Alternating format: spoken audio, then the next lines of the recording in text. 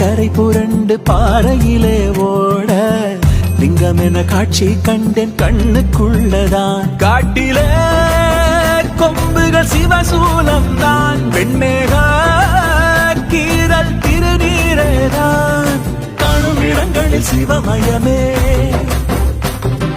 கண்டுவிட்டேன்.